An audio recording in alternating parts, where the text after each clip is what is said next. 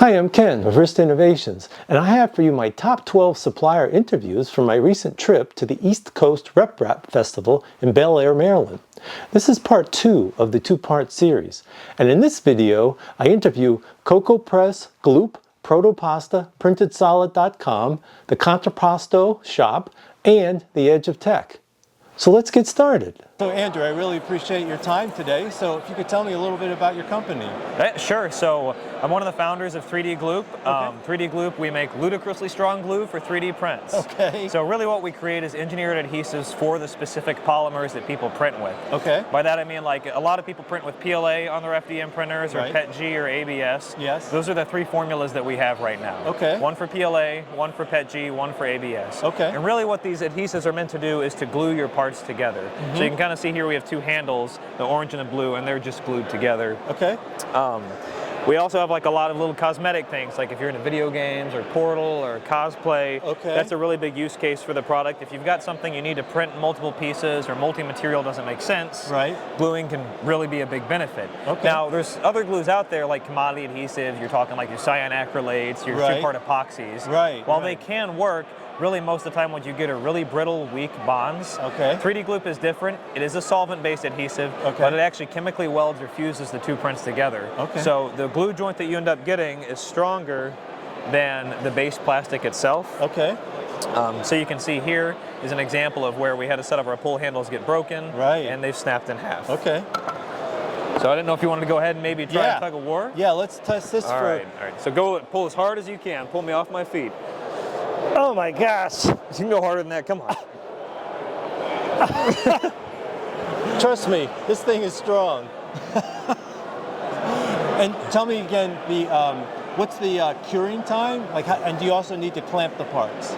So that would be ideal. On the website and all of our packaging, we have steps and directions in case there's reminders. But Okay. you want to use the adhesive pretty liberally and ideally on both sides of the print. Okay. When you're done with that, you want to stick those pieces together. You've got, depending on how much you use, anywhere from 30 to 90 seconds, 2 minutes or so of work time typically. Okay. You're going to feel that you can even slide the prints around. And Yeah. as you do that, you'll feel a little point where it kind of starts to stick. Okay. So once you hold it for about 3 minutes, usually it will hold itself. Uh-huh. After about 5 to 10 minutes, it should for sure be holding itself. You can let it go, let it cure. We say 24 hours for a full strength cure. Okay. It just depends on how much you use, how big your gluing area is. All right. Something like this pull handle was about 2 hours of cure time. Okay. But still 24 hours for full strength. For the best strength, clamp your parts. If you can't clamp it, just hold it as best you can. Okay, and then what's the approximate cost and maybe size of the bottles you sell? So we have 3 primary sizes that we sell. So when they ship, they typically ship in these containers nowadays. We have a 120 milliliter, a 75 milliliter. And what we don't have at the show here is a much smaller one. It's a 15 milliliter bottle. It's about this big, kind of like a nail polish kind of size bottle. Yeah. And that's really good for, it's a less expensive product, and it's really good for small details or just trying out the product. Right, okay. All of the bottles too themselves come with special closures that have, this is about the size of the bottle, that have like a brush style applicator in them. Oh, yes. So you can use this if you want to, Okay. or you could end up buying some smaller brushes or a silicone makeup brush, or Okay. even for like really hard to get to areas, we even recommend disposable syringes. Okay. And we were talking yesterday about the shelf life, approximately. Unopened, shelf life is 12 months. We say once you open it, you want to try to use it within 90 days. Okay. Now, if you go ahead and you keep that seal clean and you keep that cap on tight, there's no reason it can't be a lot longer, but that Okay. is the official statement. Okay. All right, Andrew. Well, listen, I really appreciate your time, and we'll make sure that we have Andrew's website on the description below. Thanks again, Andrew. I appreciate it. Thank you. Appreciate it. Okay. All right. So, Sam, I really appreciate your time today. So, if you could tell us a little bit more about your project and your company. Yeah, basically, we have built the first fully open source resin 3D printer. Okay. So you can see a bit as a Voron kit, but for a resin printer. So all the printer, you build it yourself, you print your part, your replacement part. So if anything goes wrong or you need to replace something, it's pretty easy to do. Okay. Yeah. Okay. So everything is open source down to the controller board. So we have built our own fully open source controller board for a resin printer. Okay. This board runs Clipper on it. Clipper? So basically if you want to add more stuff, modify things, it's pretty easy to do. Okay. We can even have more board to stack on it. So if you want to add a heater on your machine, more fans, I don't know, a pump, you can add it pretty much easily. Okay. And you have a Raspberry Pi 4 that goes on it to run all the machine. Okay. And yeah, so the machine is all published, so you can build it today if you want. Okay. So on our website, we basically sell the motherboard and the LED array, and we have other seller that sells complete kit or kit, sorry, Yeah, or yeah. partial kit. Okay. And what we'll do is we'll make sure we have your website as well as the manufacturers who actually has the other components. Yeah. We'll make sure we add that to the link in our description. Yeah, thanks. It will be great. So what's the size of the actual printer in terms of the working size? So the build area, Yeah. it's about it's almost 300 millimeter on Y. On X we have about 165. Okay. And on Z we can do basically go as high as we want. Okay. The base version has 350 millimeter, but we have like a member on our Discord server that has a 600 millimeter tall Prometheus. Yeah, so Wow. it's very amazing. Okay. So it's nice to be open source like that because you Right. can modify everything. And So, tell me again, you were telling me yesterday about the light source. So could you describe what that array looks like? I mean, Yeah. I've heard of lasers before, Yeah. LEDs. So in resin printing, you have two main technology. You have SLA and MSLA. SLA is like the Formlab, they use Yes. laser. Okay. And here it's MSLA, so it's a mask stereolithography. Okay. It uses an LCD, and to cure the resin, it uses an LED array. Uh-huh. So this one is what we sell. We have other option, but this is what we are making. Okay. It's cheaper and it works very well. We have about 300 watts of UV power, so you can have a Okay. sunburn with that. Okay. And then what are the which manufacturer's resins do you typically use with the printer? We love CRTech for our everyday work. Yeah. But we use a lot of monocure resin too. Okay. And we will try soon 3D materials that looks pretty neat too. Okay. But yeah, monocure it's a very good resin because we saw that with cheaper resin, Right. the Amazon brand and the cheaper ones, they tend to stick more on the FEP, on a bigger machine like that. And from bottle to bottle, it's like if they change the recipe. More variation in the batch. And So I don't want to flip my money on resin. No, it's expensive enough like that. So I want to I always go with something I know that works well. So within a given manufacturer that you're recommending, do they offer a variety of different types of resins? So I have a basic understanding that, again, depending on what you're trying to accomplish, some can be used for maybe making jewelry and other types of applications. So what are the options for somebody who would be... both the CRTech and monocure has like the standard resin, like the ABS like, or it's often a epoxy based resin, so it's cheaper to manufacture. But it's like your everyday printing for your prototype and stuff. But they have like in monocure they have tough resin that is very strong. They just announced the tensile resin. I think it's one of the strongest resin on the market right now. Is that right? Yeah. They sell other stuff like super clear ones, super flexible ones. Okay, so quite a variety there. Yeah, like for jewelry, they sell like a candle based. The lost wax type lost of wax. Sorry, application. wax. Yeah, Okay. exactly, And then what would be somebody, if they wanted to build one of these systems, what would be a budget that they would want to plan for between buying your components and the other manufacturer's components that complement each other? Depending where you source your parts, you can have cheaper ones or better ones. Sure. But it's about in the $1,200 ballpark. Yeah. So it's about the same as the Lego Jupiter or the big machine. Okay. But this one is open source, and if something breaks, you can replace it. And if ever the manufacturer doesn't sell the LCD anymore, Yeah. you just take another LCD to put instead and print a new part, and that's it. And you mentioned these are available now, meaning you are able to provide your components as well as the other manufacturer. Yeah, People can place orders. Yeah, then. on our GitHub we have all the CADs available, all the schematic for the PCB if you are into it. But yeah, on our website everything is to sell, the array and the motherboard. Okay. And like I said, the kit starts to come. Yeah. All right. Anything else you want to point out before we wrap up? No, I think it's pretty much it. Other thing, we will the next implementation of the machine is the force sensor. Okay. I think this is the way to go for fast resin printing. It will detect all sort of things when the print is released from the FET. If you have fail, if it has crash detection. Our VAT system, I think it's one of the best. Because we don't have any screws to lose, to strip, or to poke the FEP with. You just take your VAT. You put it in the slot, you push it, click it, and it's done.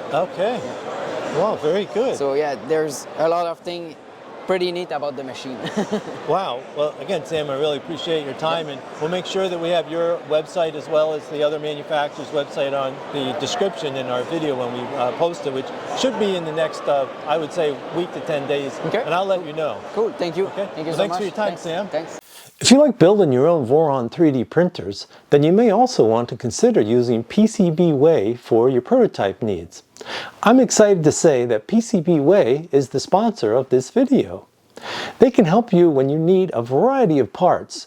Besides making PCBs, they also offer CNC machining, sheet metal fabrication, injection molding, and lots of different types of 3D printing, including metal printing. I originally 3D printed this part out of ABS plastic.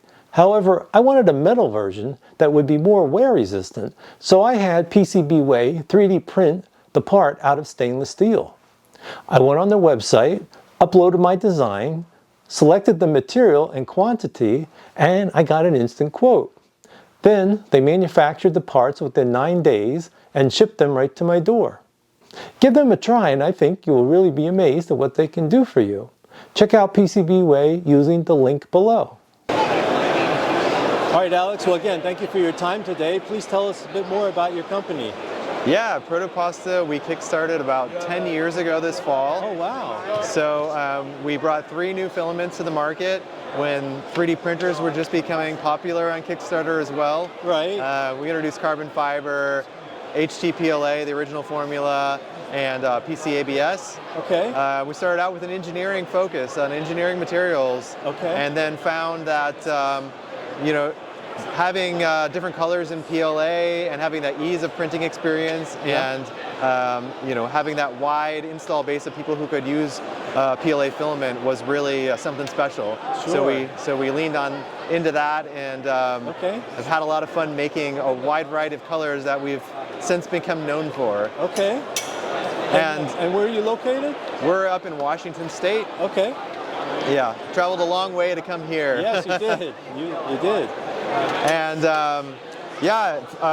some things that are important to us are, sustainability and how we make our products. So one thing that we've been doing since almost the very beginning, maybe 8 to 9 years now, is using cardboard spools that we designed. Okay. And behind me, you'll see that there's a bamboo with AMS, and there's some question about like cardboard spool compatibility. Right. And so we want to say that like Protopasta does work in there.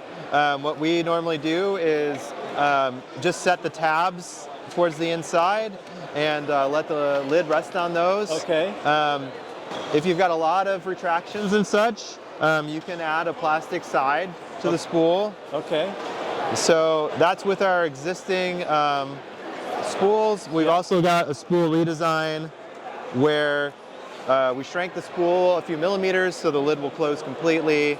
The center also will punch out, and you can place that right on a bamboo spool if you'd like. And did this recently come out? This new? Yeah, it just we just started using it in production the last week or two. Oh, wow. Right so off the press. it's going to take a little while for it to get through all the products, but Right.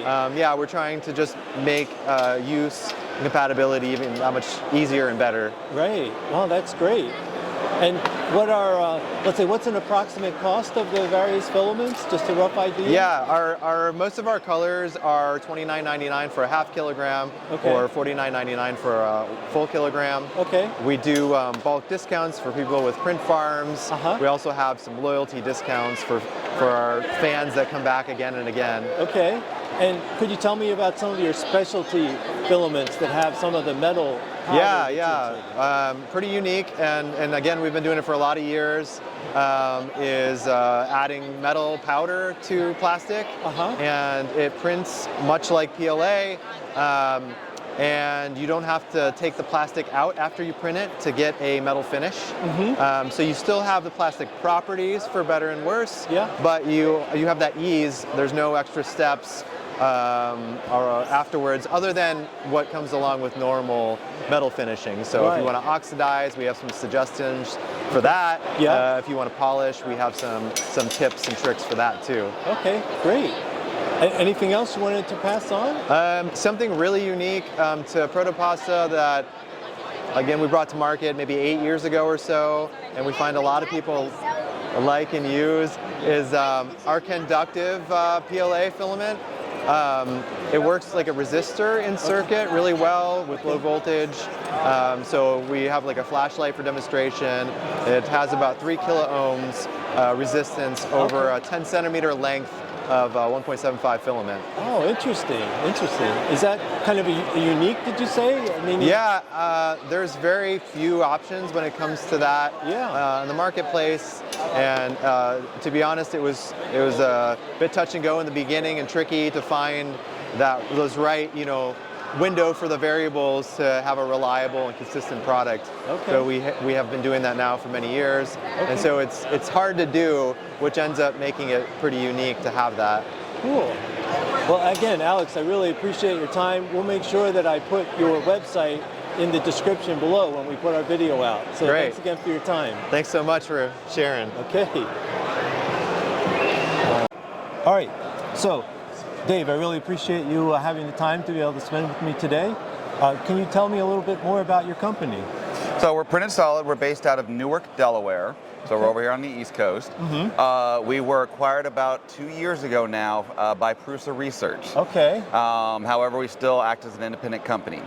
So we manufacture in-house our own line of filaments, enclosures, and panel sets for the Voron community, as well as we carry a bunch of third-party products like the E3D, the Bontex, the Duet, the Slice. Just, a lot of the stuff that people really look for on top of it. Okay. And then we also have a separate little department inside, and what we do is we do all of the commercial sales, like education and government and enterprise, to get to all of those Prusa printers into those environments. Oh, great, great. So we're kind of a little bit of everything. We're a little manufacturing, a little sales, a little government paperwork type of people. Okay. But we love it. The whole place is built out of 3D printing enthusiasts. Right, right. We have grown a lot in the last years. Quite literally back in 2017, it was 2 people. We're up to 11 people now. Is that when you started in 17? Yeah. And then we actually have, or I should say, we're actually trying to get about 10 more people in here. Wow. And in 2017 is when our company started to really expand.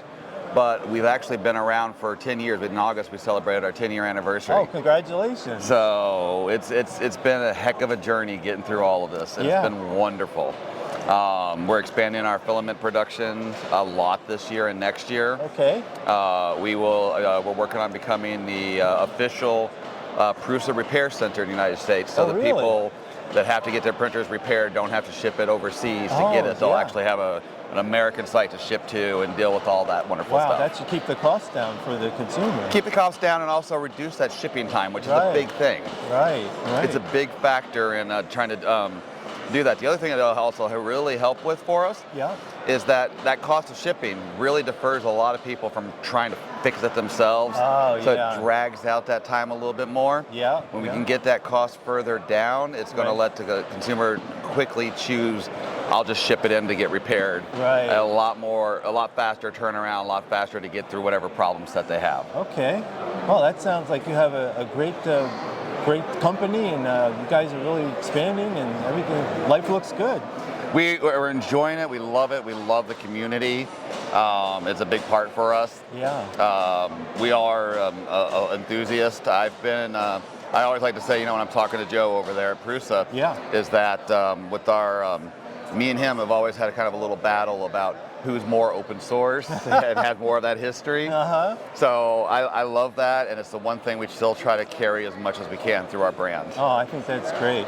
Well, Dave, again, I really appreciate your time, and I wish you the best on the show, and I'll look forward to seeing you again when you mentioned even possibly doing a little video of possibly your facilities. Absolutely. Come on by. We'll open up all the doors and show you all the secrets. All right. Well, thanks again, Dave. Really appreciate it. Thank you. And we'll have his website in the list down in the description below. Thanks very much. Ellie, first of all, thank you very much for being able to get together today and tell me a little bit more about your company. Of course. So my company's Cocoa Press. We 3D print chocolate.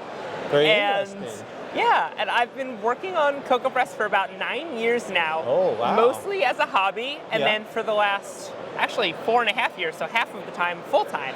Wow, full-time. Since spring 2019. Okay. So it's been a real journey from it being a high school project to it being a college project to then kind of converting that into a business and figuring out what a product is. Right. Yeah. Okay. And how did you zero in on chocolate versus all the other 3D printers out there with plastic?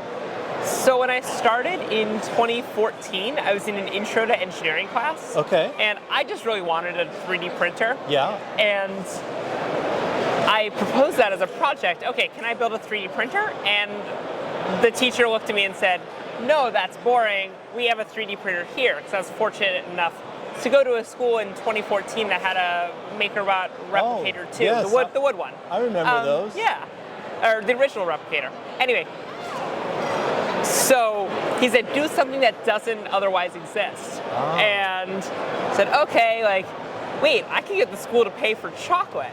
At the time, I kind of thought that chocolate would be an easy material to work with. It solidifies at room temperature-ish. It heats up at body temperature-ish, not that dangerous. And I've spent the last 9 years realizing how much of a mistake that was, and because of how difficult chocolate is to actually work with. Really? Tell us a little bit more. Oh, where to start? Chocolate is... See, I'm not a material scientist, so I'll do my best here. Yeah, but sure. chocolate is basically a material that has multiple things suspended in it. Okay. So you have the base fat, and then you have the cocoa solid kind of suspended in that. Okay. If you don't have really precise temperature control, you can get what's called chocolate bloom, where you have white powdery stuff on the outside of chocolate. You may have seen it if you left a chocolate bar in the car or something. Right. And that's either the sugar or the fat separating out from the material. Okay. Still safe. Yeah. But it messes with that nice chocolate snap and the solidification and all of that. Okay. I knew none of this when I started with it. I was once quoted as, my mom told me I had the least sweet tooth of anyone in the family. So it's kind of ironic that I'm the one who now has a chocolate company. Exactly. But I've definitely grown to love chocolate, since then. That's a good thing. Oh yeah. I have food allergies, so when I was a kid, I just stayed away from a lot of things. Gotcha. And now I get to vet my own chocolate and make sure that it's safe for me to eat, which is great. Okay. Yeah. So tell me about the design. How did the design evolve into what you have here today? This is probably the 7th major revision of the machine. Okay. It went from being a stepper motor driven system to an air pressure driven system. It scrapped the wood at one point, went to sheet metal. Wow. And then we actually, quietly, we did actually previously sell a chocolate printer. This is not our first. Okay. It's kind of like Bruno. We don't talk about Bruno, you know? So we sold a few of them. It was a big sheet metal device. It had a fully enclosed refrigerated space. It was $10,000. We learned a lot from building that. Right. And we were able to then put that back into a Voron style printer at 1500. Oh, okay. So it's been a journey through 6 or 7 generations now of machines. And so the concept in today's design what is the basic concept in terms of how you're actually extruding the chocolate? Yeah, so we have chocolate cores that start like this. Okay. And you can put your chocolate into this stainless steel cartridge. Yeah. Choose either the 0.8 millimeter or the 1.6 millimeter nozzle. Okay. And screws that in. Yeah. And then this goes right into the printer and is held in with a single thumb screw. Okay. So it's really easy, and then a stepper motor pushes on it with about 10 pounds of force. And there's some kind of heated element in the housing? Yeah, and so that's we what's have melting the plastic? we have a multi-zone heater. Plastic, melting the chocolate? I know, right? I can't help myself. We're the only category under chocolate on Prusa Slicer. Yeah. Yeah, so there's two different heaters in there, one for the main body, one just for the nozzle. Oh, and okay. then we have a little red plunger in there, and it just pushes down with about 10 pounds of force. Okay. And all of that can be removed without any tools and just cleaned in the sink, so it's super food safe and all of that, yeah. And so who is your target market? Like, who will be some of the people that have been or will be buying the chocolate version of the 3D printer? In the short term, right now, we're looking more at 3D printing hobbyists for this version, because it's a boron style kit. It takes a little bit of knowledge of 3D printing to get up and running. Yeah. And then we're hoping to, but we do have some small businesses also buying it. So people who know 3D printing, want to do this more commercially, and you know, you can sell chocolate and make back the money of a $1,500 machine for sure. Okay. And then in the longer term, we're looking at, you know, confectionaries, bakeries, catering, people doing weddings, stuff like that. Okay. And then what's the timing? You mentioned that you're building some, you have a number of units that are being built and potentially coming soon, right? Yeah, this is exciting. We just had LDO send us the first few pallets of machines. So we got those sent air. We'll have them soon. Oh, wow. And we'll be shipping, if everything goes well with those, we'll be shipping in, you know, mid to late October. Oh, wow, it's around the corner. It's right around the corner. And then if people order a new machine, we should be shipping those in early December. Oh, okay. Yeah. Wow. So it's happening now. You know, it's been years in the making. I launched the printer reservations in April. Okay. And now it's happening. It's about to start shipping. Everything is finalized at this point. That's exciting. Yeah, it really is. Be able to launch your company and be able to see it come to fruition like this. It's funny at the ERRFs because there's been so many years of different machines I've brought here. Right. Where I was a little booth way back there the first year. And you know, I had one of those like free tables. I wasn't a company. I was just me hanging out. And now I have this giant booth, you know, 400 square feet of space with another booth next to it that I've been abandoning because it's the BattleBot Mammoth that I brought too. Oh, is that right? Yeah. In your spare time, you're covering that up. Yeah. In my spare time, I work on combat robotics. So. Wow. Yeah.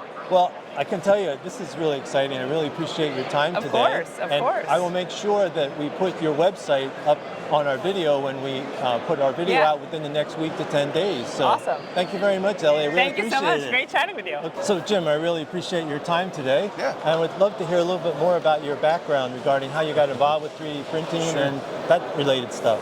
Sure. Got my first 3D printer in, would it be December? End of November 2018. Okay. And it was a Creality Ender 3. I put it together and I had no idea what to do with it. Okay. So I reached out to a guy named Lou Catfield who had a very well written guide. Yeah. But I didn't understand the lingo. Okay. And so I asked him if I could start filming the guide like step by step. Yeah. And then he would help me figure out what stuff was. Okay. And that's how I started the channel, to try to help other people in my my area. And then it kind of just went from there. And your channel name is? It's The Edge of Tech. Yeah, I'm sorry. Yeah. No, I just want to make sure we captured that. Yeah, it's The Edge of Tech. You can find it on The Edge of Tech pretty much everywhere. Okay. Sounds good. Yeah. And then how did you get involved with being the MC of the ERRF here? So last year, the Rocky Mountain Rep Festival, it's in Colorado in April, reached out and said, hey, would you like to do this? We want to give you a microphone, which is crazy. You'd run around, make the announcements, do whatever you want, get people hyped up. And I said, yeah, I would. Yeah. So I went out to that. And then after that, these guys called and said, hey, do you want to do the same thing here? I said, sure, let's do it. Okay. So that's how we're here. And I love Maryland. This is awesome. And this was a great show, too. So I want to thank you for emceeing everything. Oh, it's been fun. So one last question then. What would you recommend to somebody that's just getting started in the 3D printing? Maybe kind of the types of printers that maybe they should zero in on, and maybe clarify if they're tinkerers versus not? Yeah. What kind of direction? If you're just getting started and you want the easiest path that you can go to, right? Yeah. Check out, but I always say check out a bunch of YouTube channels. Right. See what people are saying. Don't trust one person. Yeah. Go out and do research, because what works for me may not work for you. Sure, right? sure. In my opinion, if you're, like you said, a tinkerer, say, check something out like the new the SVO6, the Solvo SVO6 is a great machine. Okay. That thing it's cheap and it's good, it's solid, but you kind of have to tinker with it a little more. Sure. The Creality is putting out something new, another Ender 3, I think, of some sort, and that's going to be probably a pretty good machine, because I heard it gets rid of the bed leveling and that kind of stuff. Okay. But if you want to not mess with anything, the easiest ecosystem, that kind of thing, this monster right here that you can't see on a camera, we'll get the shot in a minute. This is the new Bamboo Lab A1 Mini. Yeah. It is not a huge build area, right? But it is solid straight out of the box. It's so easy to put a model in the slicer, which is the program you use to send to the printer, right? And just start printing. Like, it is super easy just to get started. And I think if I had that opportunity when I started, it might have been a little better, because I think when you start with something like an Ender 3 or something you have to tinker with, you can get deterred. Sure. Say something breaks or whatever, and you just don't know what to do, because you're constantly tinkering. Right. I think if you have something that works right away, you're going to print more, and then you're going to be more excited, and stuff like that. So. And then I guess Bamboo Lab, they recently came out with a thing called Printer World. Yep. What is that all about? Maybe you can touch on that. 3D or Maker World. Maker World. I'm sorry. So Maker World it's integrated through their slicer and through your phone app, and you can just basically jump on your phone, scroll. Say I like that model. Say it's the 3D Print Buddy model that I got right here, right? Yeah. You tell it which Bamboo Lab printer you have. You hit print. It slices it and sends it straight to your printer. Wow. You don't do anything else. Really convenient. Settings are good. Yeah. All you need to do is be into their, like, you sign in with an account. So there's an account. Yeah. But as long as you're signed in, literally all you have to do is scroll. You say, like, I found this Fix'em Dude Real Sam Princess crown, right? I like this. Shoot it straight to the printer. Gotcha. So you don't do anything else. So it's pretty awesome. Wow. And more people are uploading there. It just got released in beta, I guess, like a week ago, I think. Okay. So it's I don't think you can get any easier than that, to be fair. Than in one-touch print. Yeah. It's literally, it's like, oh, I want this printer, print. Good. Right. You're done. Right. So. Wow. I'll tell you, I really appreciate your time, Jim. Man, no worries. And when I put the video out, I'll make sure I put your website so that way people can be able to link up and catch your awesome Edge of 3D. I appreciate it. All right, thank you check very it much, out. Jim. The Edge of Tech, check it out. You got it. and come out to one of these. It's all community, all the time. You just come out and hang out with all sorts of really cool people. Yeah, so. man, I had a blast. Yeah. So, well, that's a wrap for ERRF 2023. Thanks for watching, and I hope to see you next year. Bye!